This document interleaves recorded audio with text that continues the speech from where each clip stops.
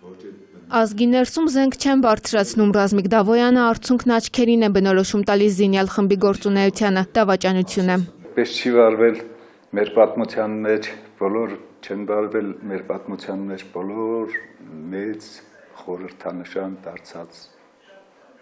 անձերը։ Ազգի ներսում կոտորած չեն սարքել, որպեսզի քաղաքական իշխանություն ձեռք բերեն։ Ընդամենը ամիսներ առաջ էր, որ ժողովուրդն աննախադեպ միասնություն ցուցաբերեց, Դավոյանը նշում է, հիմա էլ է պետք այդպիսի կոնսոլիդացիա։ Արյունահեղությունը կործանարար է եւ չպետք է մոռանալ երկրի սահմանների անվտանգության մասին։ Մի փոքր իմաստության հետ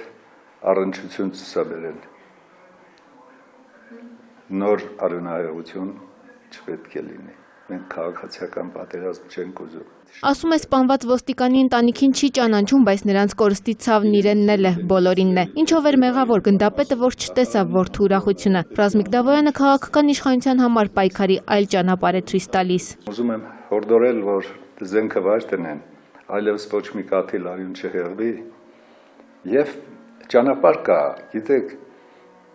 լավագույն ձևը ոչ թե սա է պահանջները տեղ հասցնելու, այլ դատարանի ամբիոնը,